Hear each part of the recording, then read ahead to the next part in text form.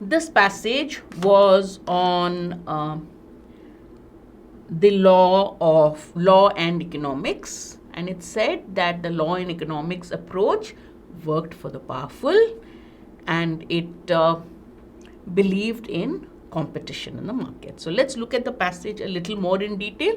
This was a difficult passage. Now, normally when you get a difficult passage, and if that is the first one in the test, what do?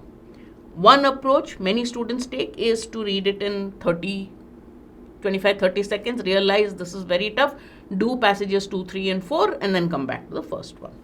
Fine. I would actually read the passage quickly and answer whatever questions I can answer and move on to the second, third, fourth passage and the para-jumbles. Otherwise, in many cases, you won't have time to get back to the first passage, and the last 5 minutes to 7 minutes of the test anyway cannot be used for answering reading comprehension passages, especially not the last 5 passages, because nothing you'll read will make sense.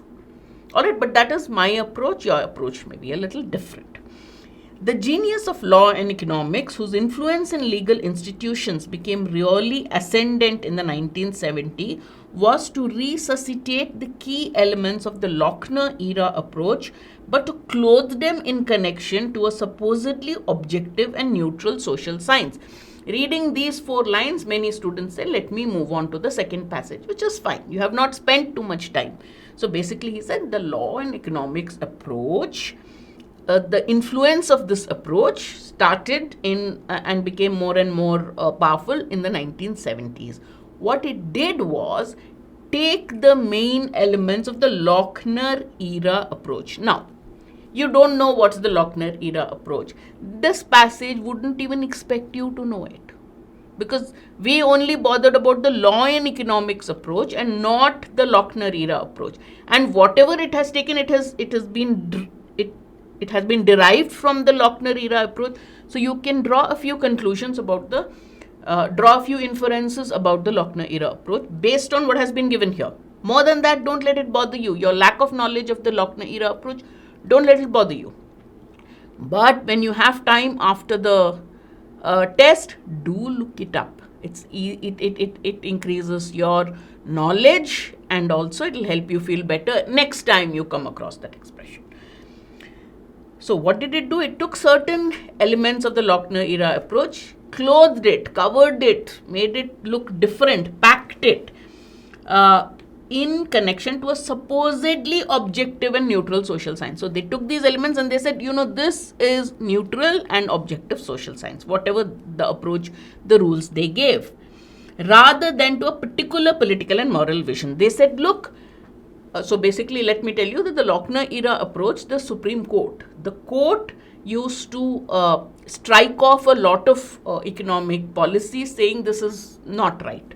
And so it decided which economic policies were good. So here what did it do? It said, listen, we are not being guided by any political or moral vision. We are neutral, and based on our neutrality, we have chosen certain elements of law and economics, which is good for the society. The law and economics approach obscured its own activism on behalf of the powerful. It said it's neutral, and in this way it covered up its leaning towards the powerful. So what's the author saying here?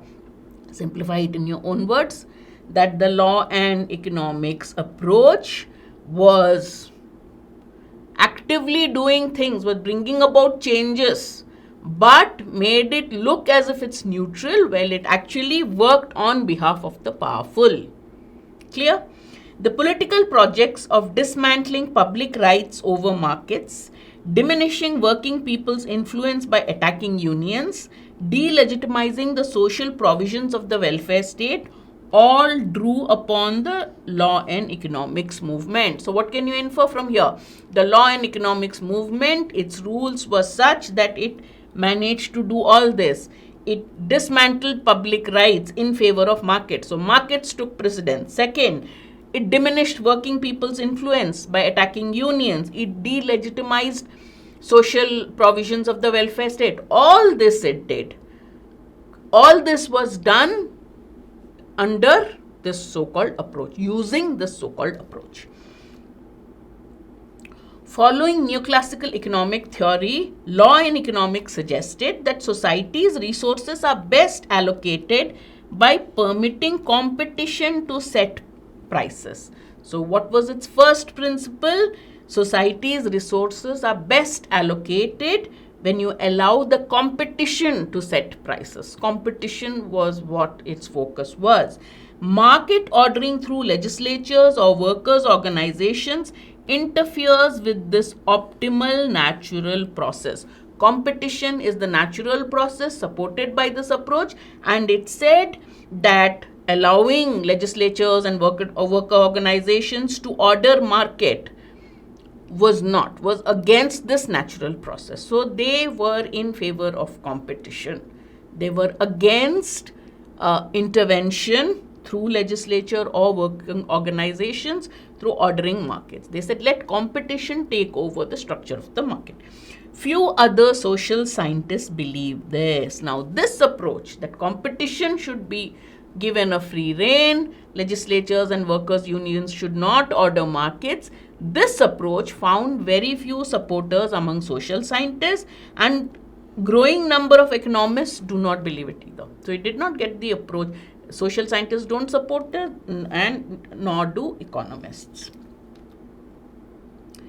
The ideology of law and economics revolves around the concept of competition. Now remember, the earlier paragraph we read competition, again this competition is there. So that is a point you cannot miss, right? The ideology of law and economics revolves around the concept of competition.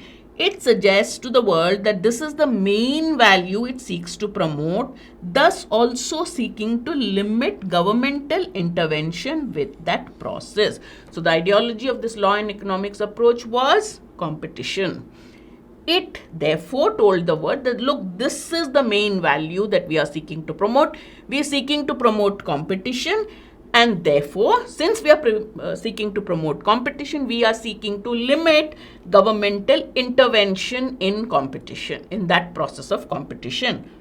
Now, the author says, but remember, I've told you many times, when you come across this word but competition does not take place in a vacuum. It always requires rules, from property to contracts to antitrust, that are themselves, logically speaking, limits upon competition. So whenever we talk of competition, competition works only when there are rules about the competition. So these rules by default seek to limit competition. They are the limits. The rules are the limits upon competition. The competition works in the framework, inside the framework of these rules, right? All of these rules, in essence, authorize economic coordination that is necessary to make competition work. So for competition to work, there should be economic coordination, and economic coordination happens through rules. For example, see how beautifully he is building the argument. For example, property rights authorize control over economic activity to the extent of their bounds. A contract too is a form of economic coordination. Now he's telling you how economic coordination is what allows competition to function. And this economic coordination also requires rules. All right. Next, competition law itself authorizes all kinds of infirm economic coordination that it prohibits out of firm. So when we're talking of competition sets certain rules which allows infirm coordination. Inside a company, there is economic coordination. Let's do this. So this is what it does. But the same things it will not allow you outside the firm. In short, now this is summing up whatever the argument is leading up to. This is what you need to remember. Government intervention all the way down. Who sets the rules? Who sets the rules of what is permitted inside the firm, in firm, but not permitted out of the firm? All these rules is nothing but governmental intervention. The law from the outset from the beginning, law makes choices about where and how it will limit competition. And those choices can either balance economic power or create imbalances. So what is the role of law in competition? It's all right. Economics and law approach says give competition a free rein, limit governmental intervention. The author says, but for competition to function, you need economic coordination, you need rules which limit. So competition only works under a set of rules. Therefore, he says, the law from the beginning makes those choices. Where is competition allowed? In what form will it be allowed? How will competition be limited? Everything is set down in the rules.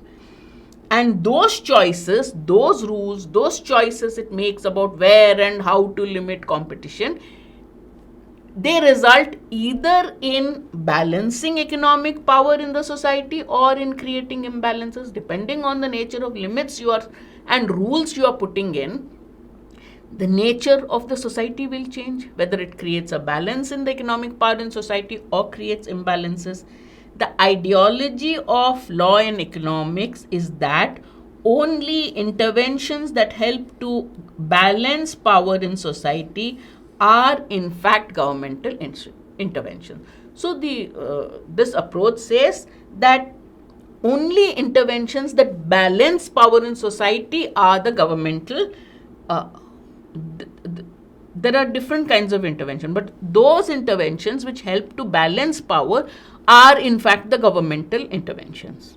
But that is not true. That is what the economics and law approach claims. But the author says that is not true. You cannot say that only interventions which help to balance power are the governmental institutions. That statement is not true. All right, next. These issues, now he's talked about the state of things. Now comes to the debate at present on this. He says these issues are resurfacing today in public discussion about competition law. So there is a lot of public discussion about competition law, which is also known as antitrust law in the US, which is the area of law perhaps most colonized by law and economics. So what's he saying? Law and economics has set rules everywhere. But the one area where it has totally taken over, totally colonized, is in the area of competition law. All right? And there is a lot of public debate on that now. What does it say? Public debates have centered around economic power and the role of law in it, with renewed calls for the law to do more to ameliorate economic domination rather than exacerbate it. So what are the people who are engaged in this debate saying? They are saying that the law should lessen economic domination. Society is dominated by a few companies, by a few people.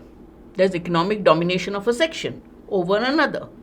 And the author has earlier argued that this is because of the kind of competition law that exists. So public debate, the public is making calls that, look, you should have laws which will balance this, which will lessen economic domination rather than exacerbate it, aggravate it, increase it.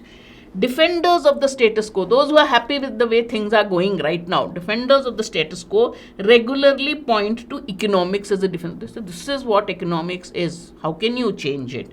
They suggest that only the reformers have a moral and political vision. They say, why are you asking for this? The reformers have a moral and political vision because of which economics is working this way. But of course, that also isn't true. So the author has earlier countered the balance of economic power through governmental interventions. He says that's not true. That claim is not true. Second claim that he says is not true is only the reformers have a political and moral vision, and this economic domination is just a result of pure economics. He says that's not true. How does he counter that? Just as law and economics does generally, the current framework of antitrust law chooses certain legal rules over others and takes them to define the market. So now, when you look at competition law, he says the same thing has happened. The law and economics approach, it chooses certain rules over others. It says, this should be the rule. And it picks and chooses the rules of on competition that it wants to put in place. Competition law makes the affirmative decision to organize economic coordination primarily through traditional capitalist firms.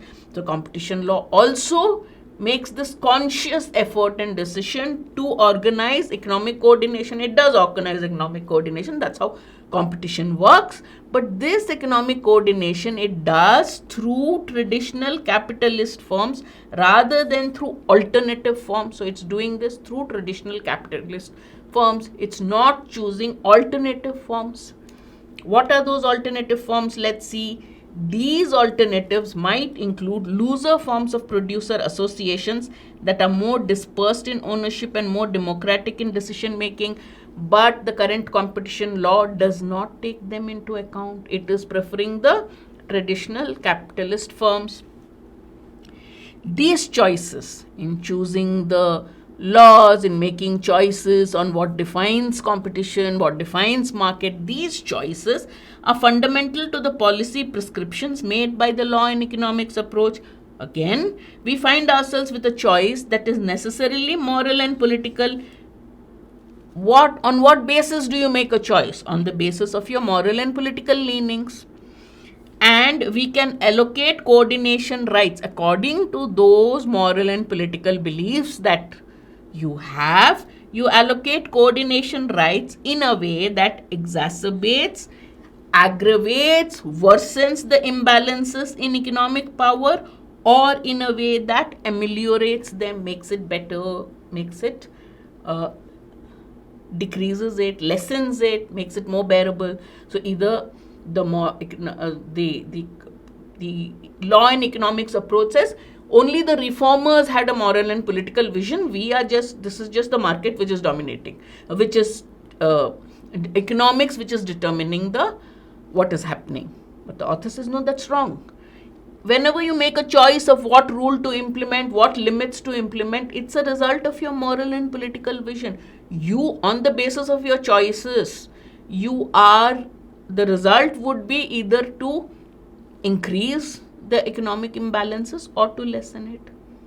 Clear?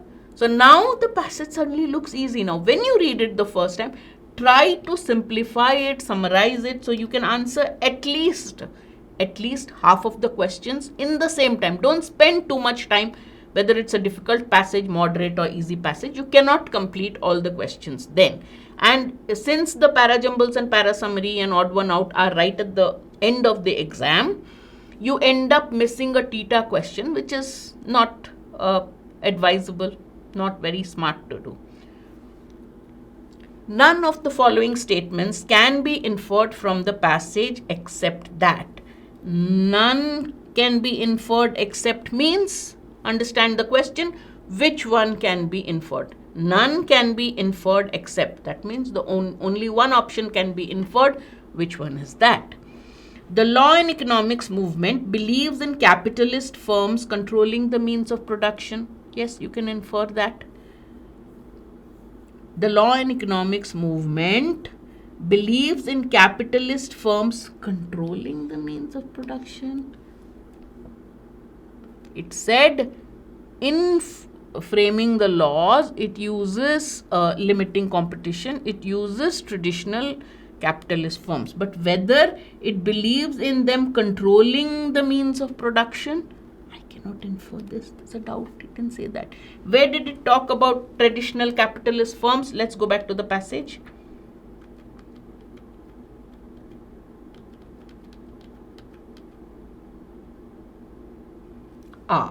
Here.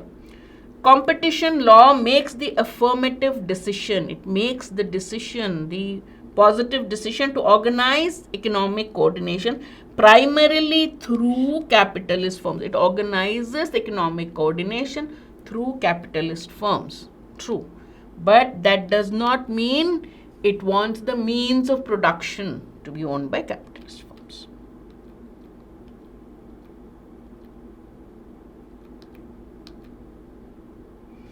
So A cannot be inferred. That cannot be my answer.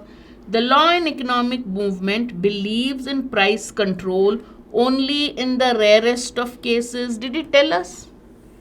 It just said competition should have a free rein, there should be minimum government intervention, and the author shows that the minimum government intervention bit of it, they aim it, they seek it, but it doesn't really work, because the moment you are limiting competition, you are actually calling for government intervention. But does it say only in some cases it says price control has to be there? No, it says that competition should be there. Price control should not be there. It does not say only in certain cases. That part hasn't been mentioned. So B cannot be inferred. There has been absolutely no reaction to economic domination by a few large firms. Goes against what has been said in the passage. Now there is a public debate with renewed calls that make sure that this economic domination is lessened.